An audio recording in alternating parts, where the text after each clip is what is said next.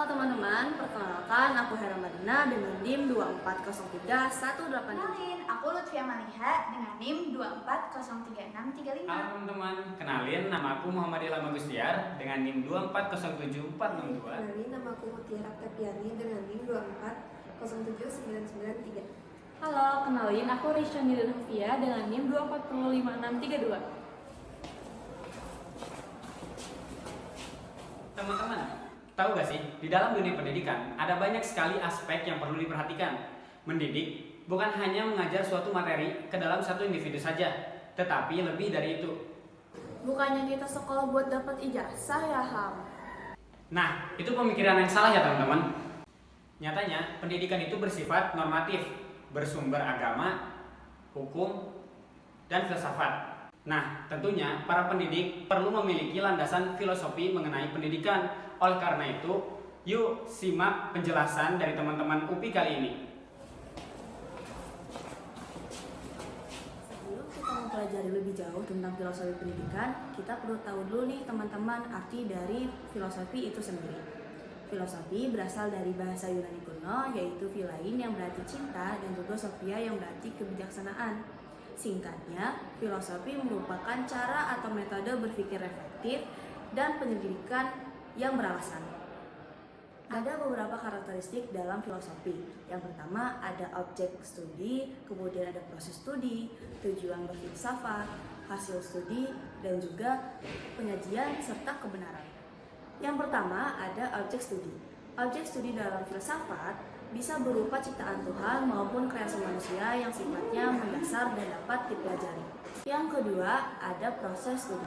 Proses studi dalam berfilsafat terjadi karena adanya keraguan dan juga ketidakpuasan, sehingga kemudian diuji kembali dengan asumsi yang sudah ada dan melampaui fakta, sehingga bisa menemukan sesuatu di balik yang nampak. Yang ketiga, ada tujuan berfilsafat. Tujuan berfilsafat sendiri adalah menemukan cara berpikir yang baru dengan perspektif yang berbeda. Yang keempat, ada hasil studi. Filsafat ini bersifat perspektif dan juga individualistik unik, yang artinya masing-masing filsuf memiliki karakteristiknya masing-masing. Lalu selanjutnya ada penyajian dan juga kebenaran. Seperti yang sudah aku sebutkan tadi, bahwa masing-masing filsafat memiliki karakteristiknya masing-masing. Begitu pula tentang kebenarannya. Setiap filsafat memiliki kebenarannya masing-masing. Dalam filosofi juga terdapat cabang-cabangnya loh teman-teman, dibedakan menjadi dua berdasarkan objek yang diteliti. Yang pertama yaitu ada filosofi umum, yang terdiri dari epistemologi, metafisika, asiologi, dan juga logika. Kemudian ada cabang filosofi khusus, yang diantaranya ada filosofi pendidikan, filosofi hukum, filosofi ilmu, tetapi masih banyak juga cabang-cabang dari filosofi khusus yang bisa teman-teman eksplor. Kemudian ada aliran filsafat, di mana walaupun filsafat ini mempunyai karakteristiknya masing-masing dan bersifat individualistik unik, tetapi beberapa filsafat dengan filsafat yang lainnya kecenderungan memiliki pola berpikir yang sama, yang kemudian inilah yang menjadikan alasan terciptanya aliran filsafat.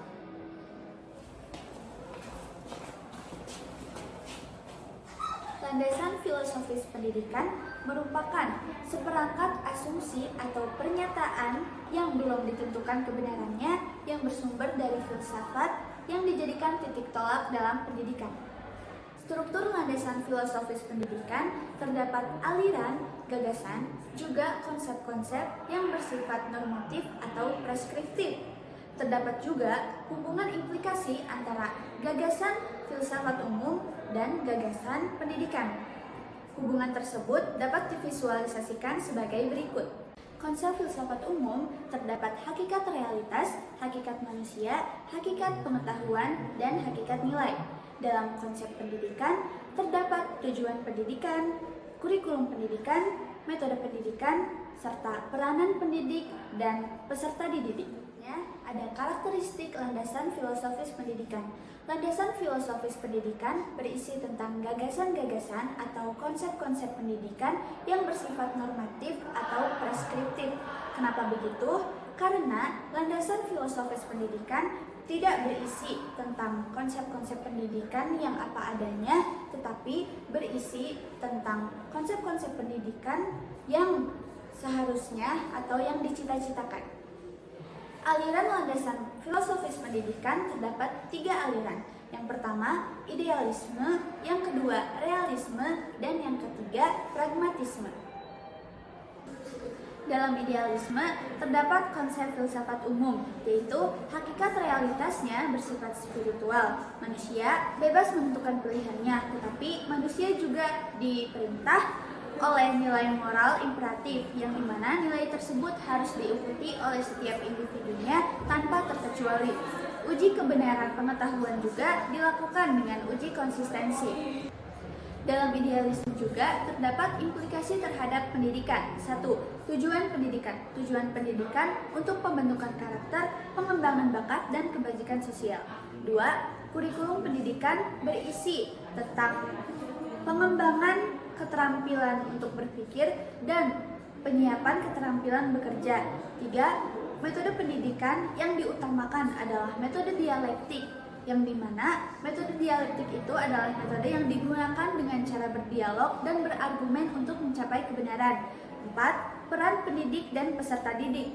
Pendidik bertanggung jawab untuk menciptakan lingkungan pendidikan bagi peserta didik, sedangkan peserta didik bebas untuk mengembangkan kepribadian dan bakatnya.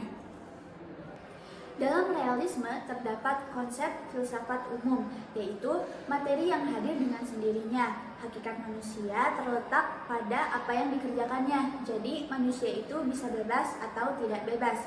Tingkah laku manusia juga diatur oleh hukum alam, dan pada taraf yang lebih rendah diatur oleh kebijaksanaan yang telah teruji. Uji kebenaran pengetahuan didasarkan atas teori korespondensi. Dalam realisme juga terdapat implikasi terhadap pendidikan. 1.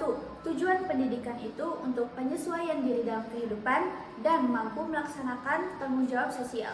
2.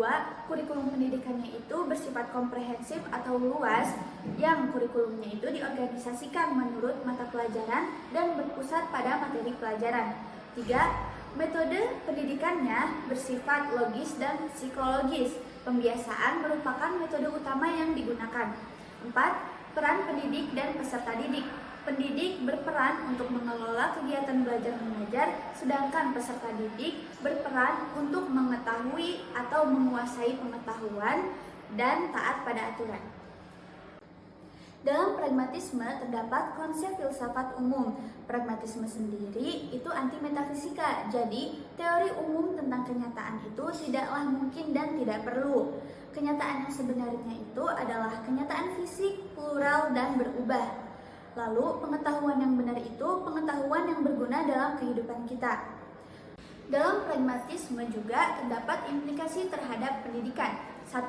Tujuan pendidikan itu untuk memperoleh pengalaman yang berguna dalam kehidupan kita. 2. Kurikulum berisi tentang pengalaman-pengalaman yang telah teruji. Kurikulum dalam pragmatisme itu bersifat demokratis, yaitu berdasarkan kesepakatan mayoritas dalam masyarakat.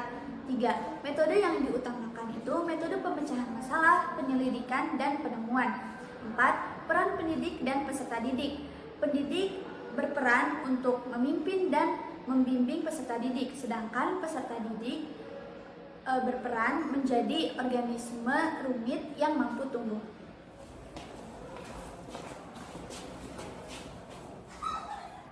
Landasan filsafat pendidikan nasional, Pancasila.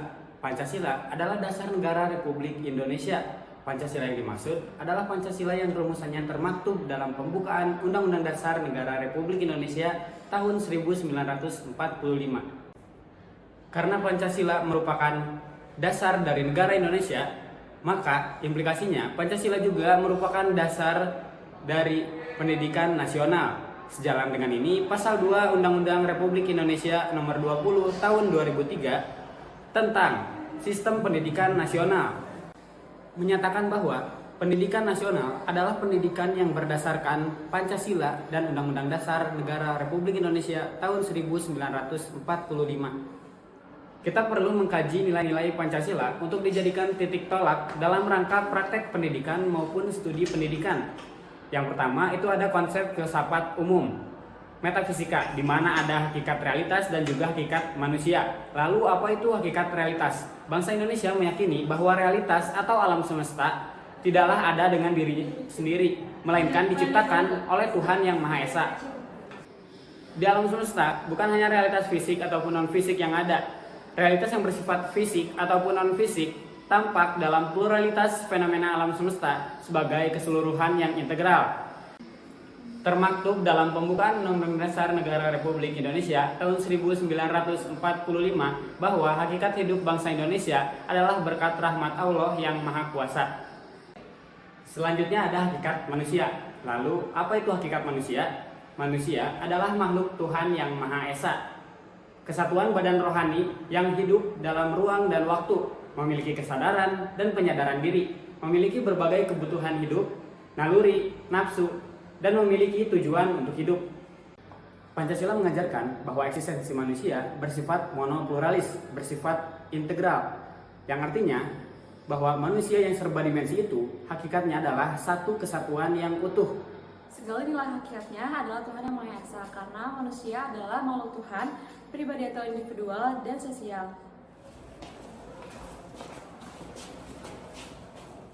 Pendidikan adalah usaha sadar yang terencana untuk mewujudkan suasana belajar dan agar peserta didik secara aktif mengembangkan potensi dirinya untuk memiliki kekuatan spiritual keagamaan, pengendalian diri, kepribadian, kecerdasan, akhlak mulia, dan juga keterampilan untuk dirinya, masyarakat, bangsa, dan negara. Selain itu, pendidikan bukanlah proses pembentukan peserta didik sesuai dengan pribadi yang memiliki potensi dan memiliki keinginan untuk menjadi dirinya sendiri. Sebab itu, pendidikan harus diselenggarakan dengan baik pada jalur pendidikan formal, informal, maupun non-formal yang dapat saling melengkapi dan juga memperkaya. Berkembangnya potensi peserta didik agar menjadi manusia yang beriman dan bertakwa kepada Tuhan Yang Maha Esa, berakhlak mulia, sehat, berilmu, kreatif, mandiri, dan menjadi warga negara yang demokratis dan juga bertanggung jawab. Nah, sehingga pendidikan yang kita selenggarakan tidak hanya untuk menjadikan manusia yang berilmu, terampil, dan bekerja saja, tetapi demi berkembangnya seluruh potensi dalam konteks keseluruhan dimensi kehidupan.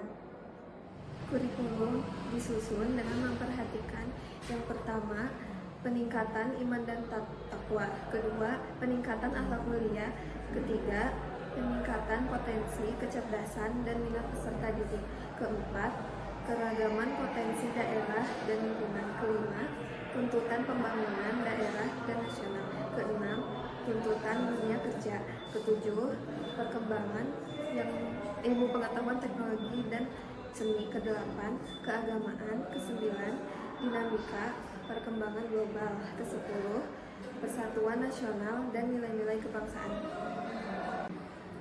Ketentuan mengenai pengembangan kurikulum sebagaimana yang dibahas tadi diatur oleh pemerintah dalam pasal 36 URI nomor 20 tahun 2003 tentang sistem pendidikan nasional.